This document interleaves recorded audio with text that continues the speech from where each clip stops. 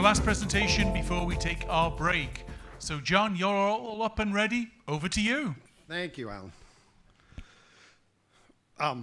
Well, thank you for everybody spending time. I always enjoy being right before the break. It keeps your attention with me. I'm with Canonical, John Zannos, and we've been a sponsor of the TED Summits for a while, and we've had an opportunity to work since the beginning.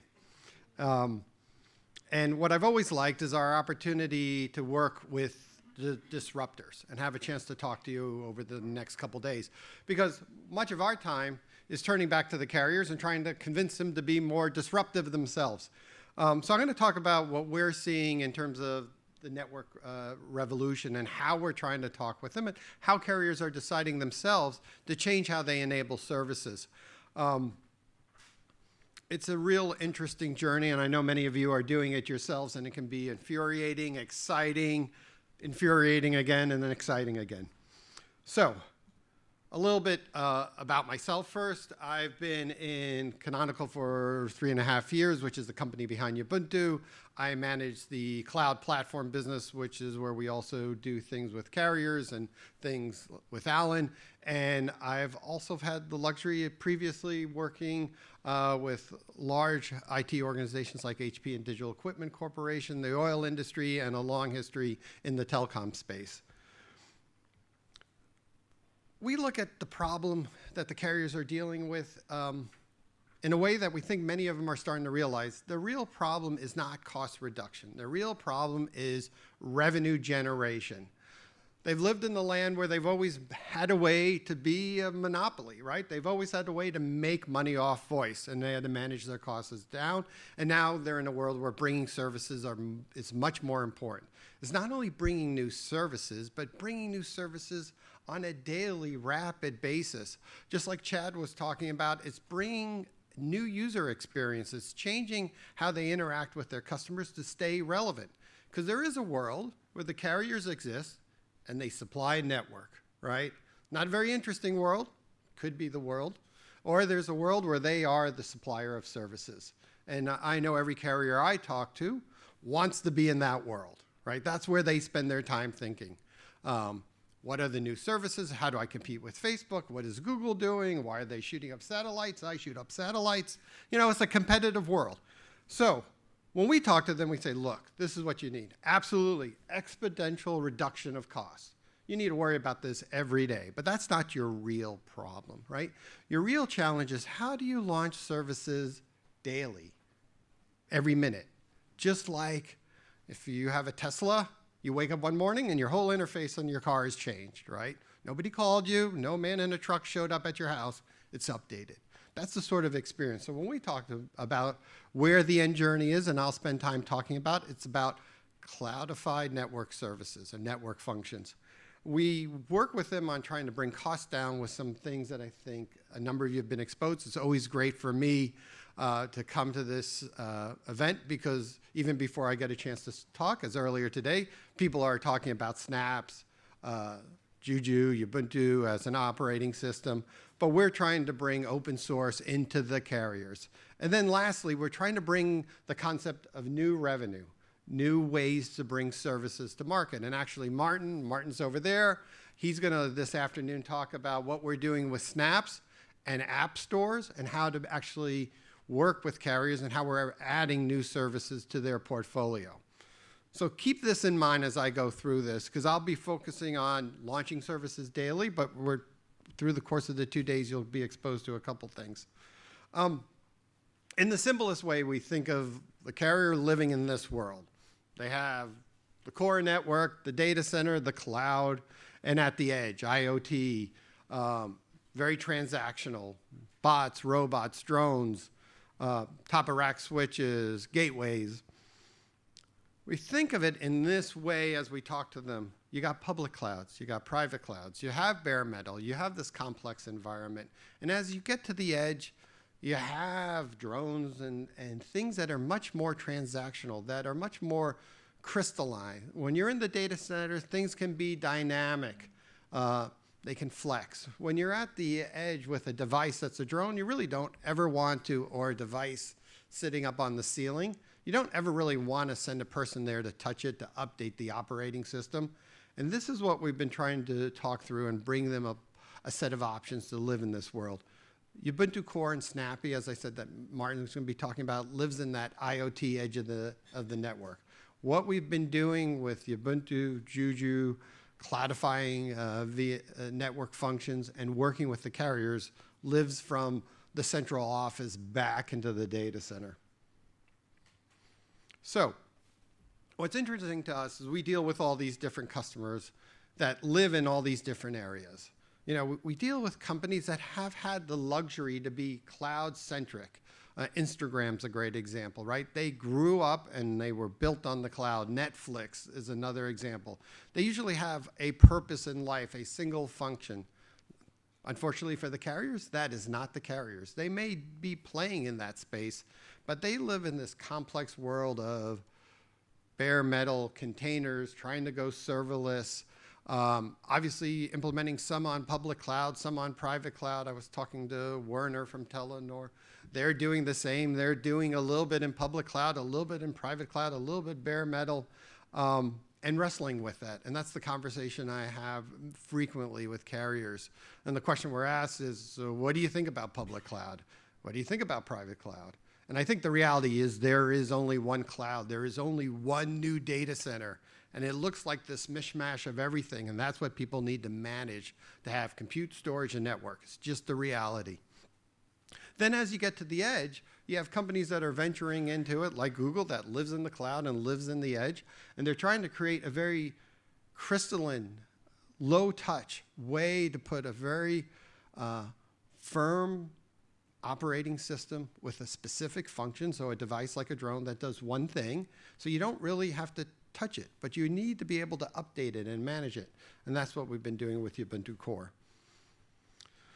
We've been working with a number of carriers that are starting to venture into NFV. They're starting to lead or fast follow. They're trying to figure out what they virtualize, what they don't virtualize. What is a NFV infrastructure? Is it a cloud? Is it a private cloud? Is it OpenStack? Is it VMware? And do I use a generic VNF manager? Do I use a VNF manager for each VNF? In our conversations with them, we talk about a couple things. First, you need to automate. You're competing against people that live in an automated world. They just touch very little. The ratios we've seen is typical telecom data center. You know, an individual manages 1,000 nodes or so. You go to a Netflix sort of data center, and an individual manages tens of thousands, in best cases, hundreds of thousands of nodes. The amount of automation is just very, very different. They want architectural freedom. They want a change in the economics. They want everything to interoperate. These are not easy problems. So what do? We bring open source solutions, as many of you do, which is a great thing to do. We're 100% behind you, with you, leading the charge, depending on the day. But we also walk through the reality with them as you add all these new services, if you're not successful changing how you operate, if you're not successful automating, even free has a cost. Even free is expensive.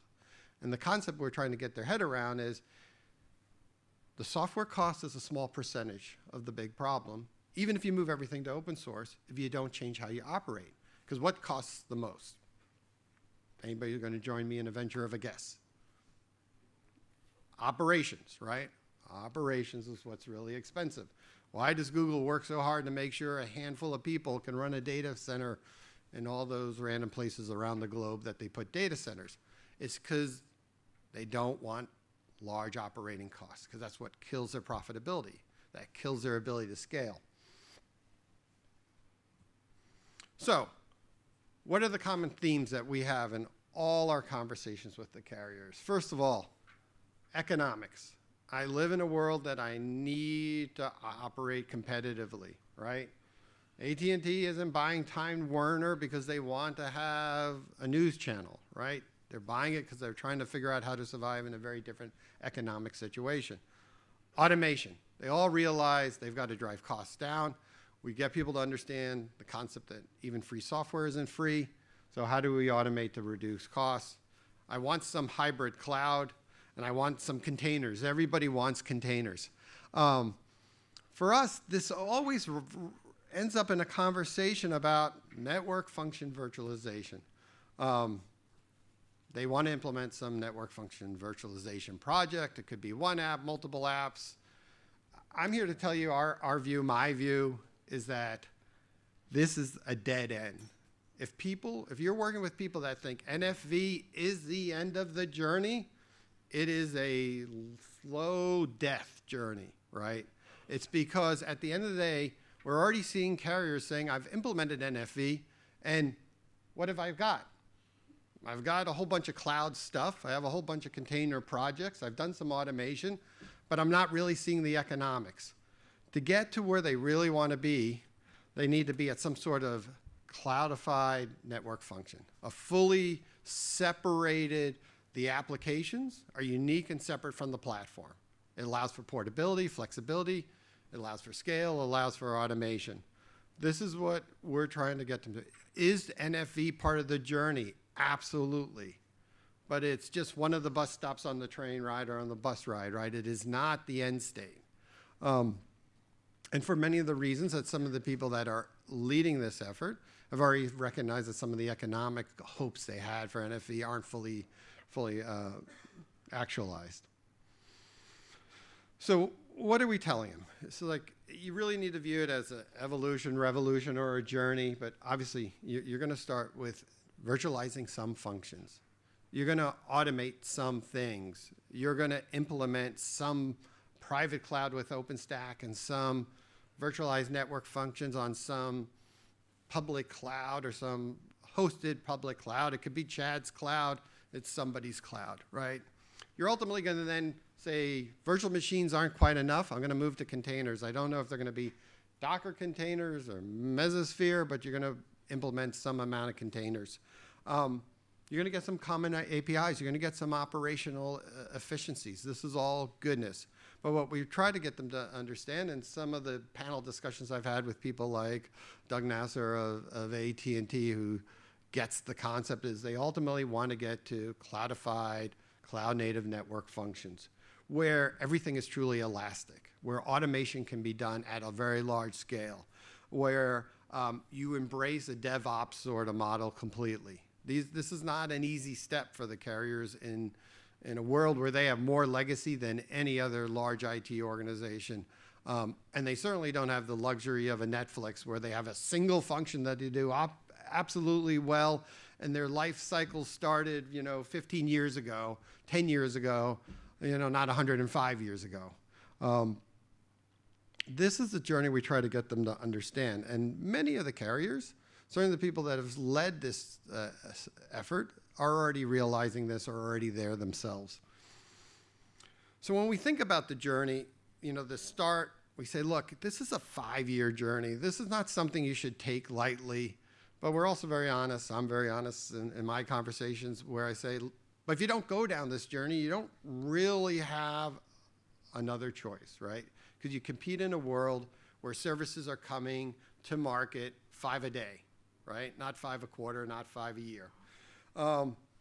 Certainly you start with virtualization, and most companies I'm sure you're dealing with add 1 or 2 network functions, and they wrestle with their vendor to virtualize it, and sometimes that's painless or painful. Ultimately, they start doing virtual machines and containers. That's middle 1 to 5 years, 1 to 3. When I think of leading service providers that are disruptors, they are in this middle space. This is where they live. And they are cutting edge, and they deserve great credit for moving their organizations. I was in Open Networking Summit in Palo Alto last year, I guess. And John Donovan of AT&T stands up and says, I'm demanding my organization to open source, at least 50% of the applications we use in the organization.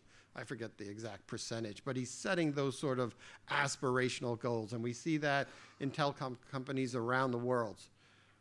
But this end state at the end of this 5-year journey is where I think the real disruption occurs, right? This is where people are serverless, stateless, fully cloudified, cloud native, whichever term you want to use. This is where I think you all live, where we live, right? I'm already thrilled to see, and I know James is somewhere here, or he's next door. The dangerous demo. I already know a number of things that will be done on the dangerous demo tomorrow. Is 5 years out today. I think if every one of you don't have a chance to see this firsthand, you should try to carve out at least a little bit of time tomorrow afternoon to see it. And I think there's, Martin, 50, 30 different things we're going to show. Anyway, a number of things that James, we're going to try to show in the dangerous demo, which we're only part of. And I'm thrilled that it's starting to move people, companies, application providers closer to this cloud native state or this cloudified network function. So this is where we're trying to take the carriers, where we all need to move the market, just because it's where services start becoming very, very fluid, where you get rid of the push button interface and you get to that star track sort of end state that was just mentioned. So, but you can't get there without a bunch of steps and side steps and 2 steps forward and 1 step back.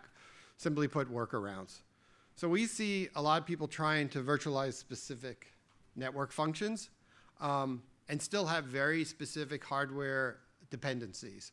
The classic example I've had not too long ago, over the last 3 months from different carriers, is I had a partner that indicated their network function was virtualized, which was great, and they told me the performance I should expect, and then I ran it on my private cloud environment, and I didn't hit that performance, and then they pointed out, oh, you needed a particular accelerator on your server to hit that performance. So we're in this sort of half a step forward, half a step back world right now. With this, we say, hey, that's not a bad thing. Supply that hardware as you move down this virtualization, ultimately to the cloudify network function journey. Specific VNF managers, we've been a big advocate in a number of forums to say you want to get to a generic VNF manager. Our one is Juju. There's many other options, but the reason you need it is because if you have a VNF manager for every VNF, you don't really get a lot of flexibility in weaving things together, right? Because you're handcuffed. We see a lot of the VNF, the NFE community struggling on how quickly they can get there.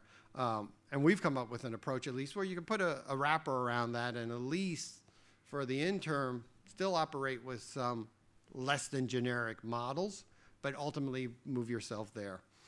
No testing automation. A big challenge that we've seen a lot is we've been working with carriers and they point out, I have one partner that tells me their VNF performs X. I get another one that performs Y, another one Z. And the hardest part for me is not only are they different performance, but they're all using different yardsticks, and it's very difficult for me to know if that actually happens. And this is where I think we're seeing some of what I'll call a little bit of NFV backlash, where then you finally implement, you did an excellent business case, and you deploy as a carrier in your network, and you're actually not achieving the business case because everything isn't as performant as you thought. This is where we're certainly encouraging carriers, if you're going to create a particular private cloud standard, to make sure you test all these VNFs that are now been virtualized on the platform, on the network that you're actually going to deploy, not only to make sure things work, but make sure the performance that you hoped to see, that you only need 5 nodes to support a particular network function, not 10, actually is what happens at scale. And then lastly, I get a lot of, well, we need everybody to move fast enough. And again, this is why I always like coming to the TED Summit, because this is a group that is moving very fast. And you guys, and we're part of this journey with you, we all need to tell the marketplace, the carriers that are willing to move fast, that there is a way to move fast, that the 5-year journey can be a 3-year journey. And I can tell you, as I know we all know, there are plenty of roadblocks as you go through that. My favorite challenge we've had with a very large European carrier was, we're all on board. We want cloud native. We want fast applications. We're willing to be disruptive. But can you respond to the RFP from my supply chain guy? And that guy didn't hear any of the other part of the story. So, you got to be persistent and fight those battles, and you got to find your advocates, and they are out there, and I know we all know that. So, a couple lessons that we at least try to impart to the carriers. First of all, virtual network functions, great thing, but they're not completely free, right? There is challenges. They also have overhead.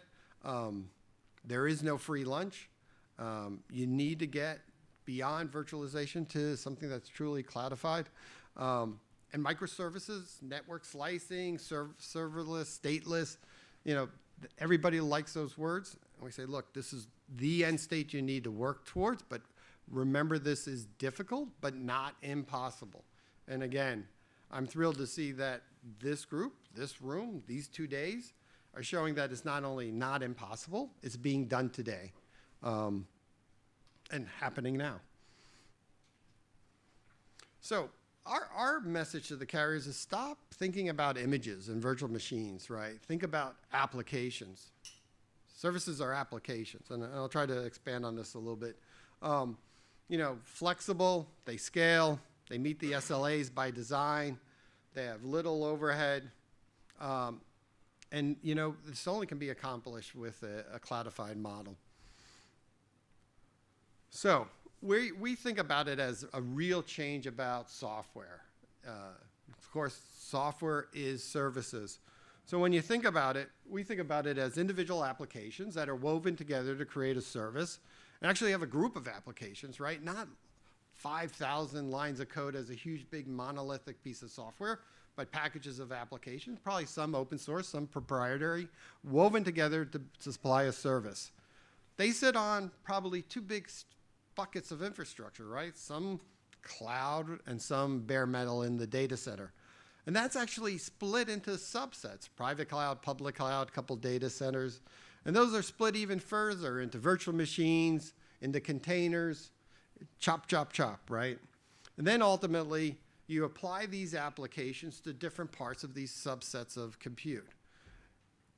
And then you try to do this in an automated way, so you push it over here. When those nodes fail, you don't shut down the service, they move over here. This is how we're trying to get people to think about software and services and network functions, which are just software, consumed.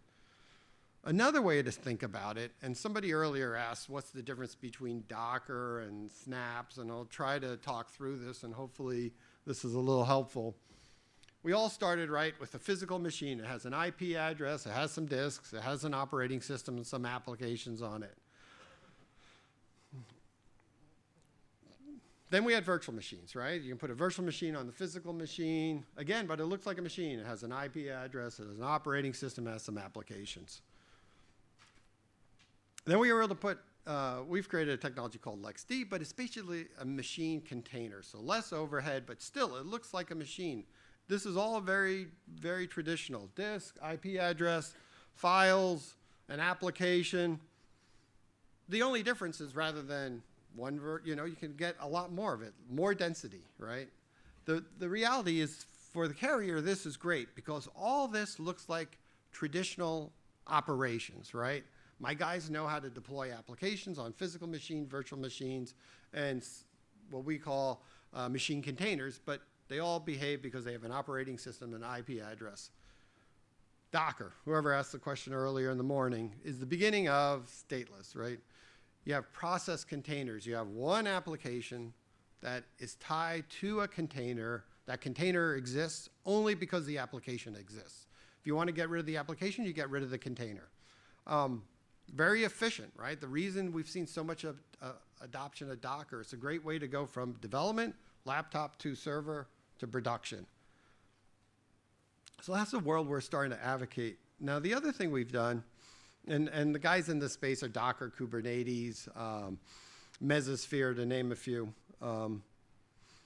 is what we've done, and Martin will be talking more about with snaps. So in the IoT world, you don't want all this flexibility, right? So what we've done with snaps is another way to encapsulate an application, but it's very tightly tied to the operating system and tightly tied to the physical device. Now, the device now isn't a bunch of data centers and nodes and servers.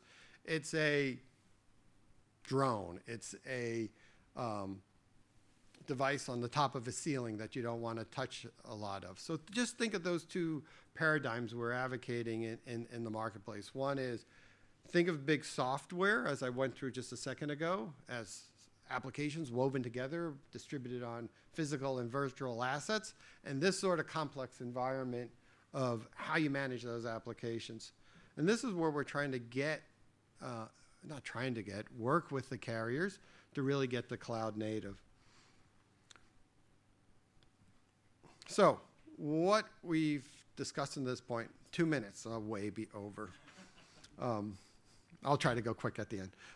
Model-driven, reusable, open source DevOps, right? If you remember anything in terms of what I think we're all trying to get carriers to do is live in this world. The way we help them deploy complex software is Juju, and I'm going to do something that will just drive Alan crazy, but I'll do a quick demo with no time. But we use Juju as a way to deploy applications. I'll just show you the user interface is the way we do it. I'm going to be deploying Kubernetes, which is just a way to manage containers. But what's really important is the user interface is just important in the storytelling. What's really important is this, that Juju is basically a model that takes direction from any orchestrator through an API, right? All automation, none of this hands-on stuff. But for the purpose of this, we look at bundles of containers that we've already done. There's work that's already been done on Kubernetes. We would deploy it. Now, the part that's important here is this is just a sandbox, but Juju deploys Kubernetes. It shows that this is 10 applications with 12 machines. What Juju easily does, since it's a model, is you can take the worker part of Kubernetes and say, well, I don't need 3 machines. I need 15 machines, 14 machines. And that's what changes deploy. Deploy again. Show the application. So now you see 17 machines, not 3. This is the level of simple automation that we're we're working with the carriers to deploy. When we talk about a generic VNF manager, we talk about Juju because we just want to treat the network functions as pieces of code, right, that you're weaving together and scaling up and scaling down and doing it in a very automated way. So, almost out of time, I suspect. Yeah. All right, so I'll ignore it anyway. So, no, I'm close to the end here. So, we've already done this with a number of carriers in terms of network functions. This is IMS from Clearwater. Should do present mode. With Ixia as a testing methodology to test voice over IP. What's really important with what I'm showing you with Juju, since it's open source, and the charms which encapsulate the applications, and a lot of what you'll see will be using it, it allows for continuous evolution. Not only us and our customers are working this, but other people can contribute. I'll only take a second here since Martin will be talking about the Ubuntu store, and there was a question about it earlier today. We see it as a way to make it easier for carriers to deploy services, and services are just types of applications. So, to wrap up, a couple things that we're really, when I talk to carriers, they ask for some advice. Because when they call us, they don't talk to Canonical because we have 100 years of telecom experience. They call us because they call people like you, right? We're disruptors. We're breaking the model. We know how to live in a cloud world where software is automated. So how do we help them live in this world as well? We tell them to think about the goal in a total end state, that you're trying to get to cloudified network functions. No matter how many steps you take to get there, understand where you're going. Start right and iterate quickly and fail quickly, and not to be afraid of that failure. Build bridge strategies that help your operations team and your supply chain teams make the baby steps to get to the end state. recognize that modeling is the way you get there. You need to think of software as things you weave together and move forward and embrace speed and disruption. And the end state is that basically you could get to more services faster, which is ultimately, back to my original slide, how we help them to get to revenue, not just cost reduction, because that's their real challenge. So hopefully somewhat helpful, not too far off schedule, and I'm happy to answer any questions.